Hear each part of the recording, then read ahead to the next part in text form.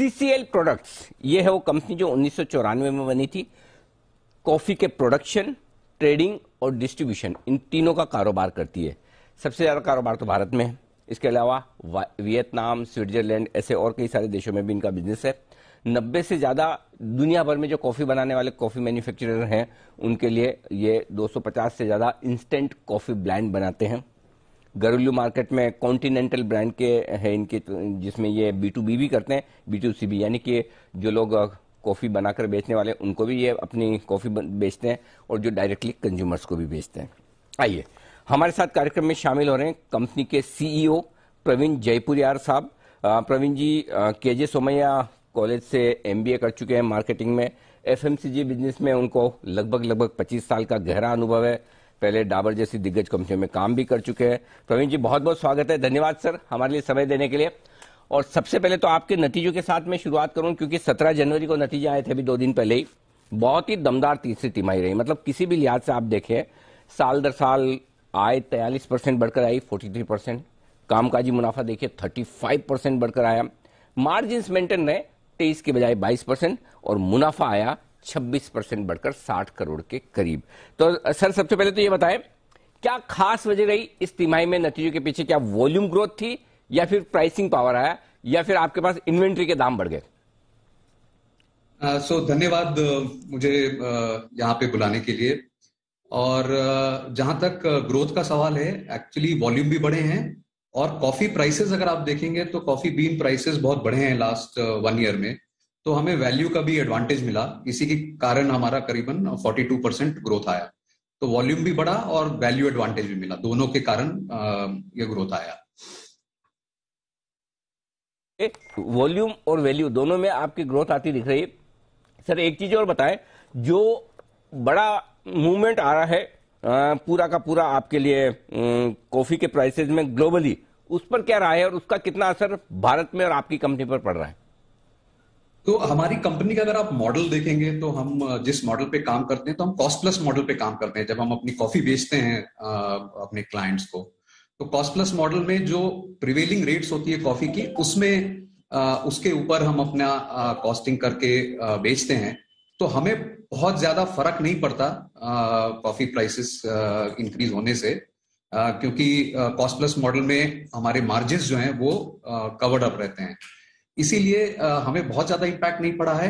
हाँ, but global markets में and Indian markets में भी कॉफी के जो दाम बढ़ रहे हैं, उससे काफी प्रेशर है। अल्टीमेटली तो कंज्यूमर को ज्यादा दाम देना पड़ता है कॉफी का, तो उसके कारण से कॉफी मार्केट में प्रेशर है। बट अच्छी बात यह है कि कॉफी की डिमांड जो है वो लगातार बनी हुई है। मतलब इतने हाई प्राइसेस होने के बावजूद डिमांड में हमने कोई गिरावट नहीं देखी है। तो इस कारण से हमें मतलब ऐसी कोई तकलीफ देखने को नहीं मिली है इतने ज्यादा प्राइसेस इंक्रीज होने के बावजूद। तो देखिए, जिसकी आदत पड़ी हुई चाय कॉफी या कोई कुछ भी, तो मतलब नेचुरली वो तो पिएगा ही। वो तो कोई मतलब भाव कम ज्यादा भी हो जाए, कहीं और कमी करेगा कि शर्ट 4 खरीदने तो 3 ही खरीदे, लेकिन कॉफी तो पीनी है तो पीनी है। अच्छा सर, एक चीज बताइए, बार बार हमें ना वो सुनते हैं 2 तरह की कॉफी है, एक रोबस्टा एक अरेबिका, और आपका बिजनेस ज्यादा रोबस्टा में, राइट? तो दोनों में फर्क क्या है, और क्यों आपका बिजनेस रोबस्टा कॉफी में ज्यादा है? तो एक्चुअली क्या है, कॉफी अगर आप देखेंगे तो 2 तरीके से पी जाती है। एक तो इंस्टेंट कॉफी है जो हम बनाते हैं, और इंस्टेंट कॉफी में ज्यादातर रोबस्टा का इस्तेमाल होता है। और दूसरी कॉफी होती है fresh coffee, fresh and ground coffee जो बोलते हैं, या बीन टू कप बोलते हैं। और आप देखेंगे वेस्टर्न कंट्रीज में ज्यादातर लोग ब्लैक कॉफी पीते हैं। तो वहां पे ज्यादा कंजम्पशन जो होती है ना, वो अरेबिका की होती है, क्योंकि वो थोड़ी सी माइल्डर होती है, सॉफ्टर होती है। रोबस्टा जो होती है थोड़ी सी हार्ड होती है, थोड़ी सी ज्यादा स्ट्रांग होती है। तो ये फर्क है मोटा मोटा, मतलब अगर मैं लेमन टर्म्स में बताऊं आपको, तो रोबस्टा और अरेबिका में ये फर्क है।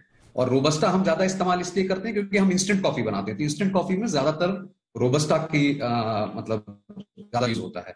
ठीक बात है, तो बिल्कुल परफेक्ट है, समझ में आ गया। मतलब यहाँ आप जो रोबस्टा बना रहे हैं वो स्ट्रांग है, इसलिए ज्यादातर दूध के साथ मिक्स करके पी जाती है। और बाहर के आपके अरेबिका है वो थोड़ी माइल्ड है, तो लोग ब्लैक कॉफी पी लेते हैं। अच्छा सर, ये बताएं कि आप कितनी कॉफी आप इंपोर्ट करते हैं, बाहर से लाते हैं? क्योंकि बाहर दाम बढ़े हुए हैं, और जितने दाम बढ़े हुए हैं उतना आप सीधे सीधे पास ऑन कर देते हैं? तो जैसा मैंने बताया, हाँ, हम ज्यादातर पास ऑन कर देते हैं क्योंकि कॉस्ट प्लस मॉडल पे काम करते हैं।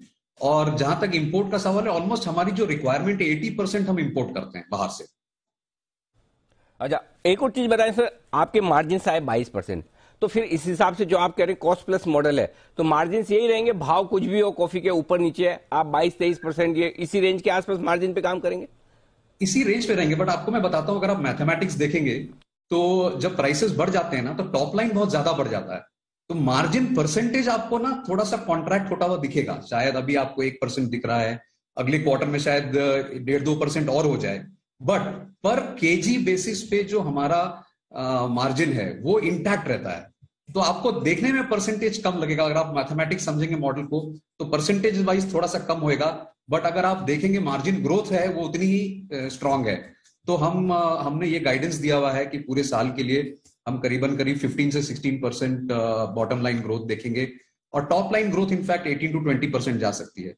अच्छा तो सर, मार्जिन को आपको इस तरीके से देखना है हमारी बिजनेस के लिए। अच्छा सर, तो कई बार है ना ये कॉफी के दाम जो बढ़ते हैं ग्लोबली, इस हफ्ते 15% बढ़ गए, ऐसे ये जो खबरें आती है हम बड़े उत्साहित हो जाते हैं, अरे सीसीएल के लिए बहुत अच्छा है, टाटा कॉफी के लिए बहुत अच्छा है, क्योंकि हम 2-3 स्टॉक ही है जो है तो हमें अच्छा लगता है। तो क्या ये मतलब उत्साह थोड़ा ठंडा कर लेना चाहिए कि कॉफी के दाम बढ़ने से डायरेक्टली कोई फायदा नहीं होने वाला ना आपको, और टाटा कॉफी का भी सेम है मॉडल?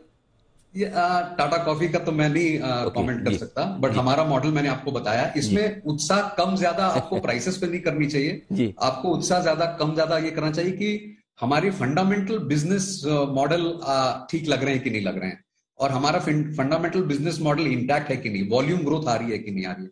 जब तक ये सब चीजें हैं तब तक आई थिंक उत्साह बनी रहनी चाहिए। एंड हमने मार्केट को भी बताया है कि हम we are committed towards this kind of growth, तो हम ऐसी ग्रोथ आगे भी देखते रहेंगे। सो देयरफॉर आपका उत्साह जो है बने रहना चाहिए इरिस्पेक्टिव, क्योंकि जब आप प्राइसेस कम भी होंगे कॉफी के तब भी आपका उत्साह बना उतना ही बना रहेगा, क्योंकि उससे हमें उस पर भी फर्क नहीं पड़ेगा, तो हमारे क्या मार्जिन क्या उतने ही क्या, रहेंगे। क्या नाम से आपकी कॉफी आती है सर डायरेक्टली कंज्यूमर्स को? कॉन्टिनेंटल? कॉन्टिनेंटल, हाँ, हमारा जो B2C बिजनेस है हाँ हाँ, वो हमारा कॉन्टिनेंटल ब्रांड से है, इंस्टेंट कॉफी। और अगर आप रोस्ट एंड ग्राउंड, जो यहाँ इंडिया में फिल्टर कॉफी के नाम से जाना जाता है, वो मालगुड़ी के नाम से है। ओके, एक बार पीकर देखना पड़ेगा उत्साह कितना बनता है। अच्छा सर, बाय द वे 1 जनवरी को बजट आ रहा है, कुछ चाहते हैं आप वित्त मंत्री से आपकी इंडस्ट्री के लिए?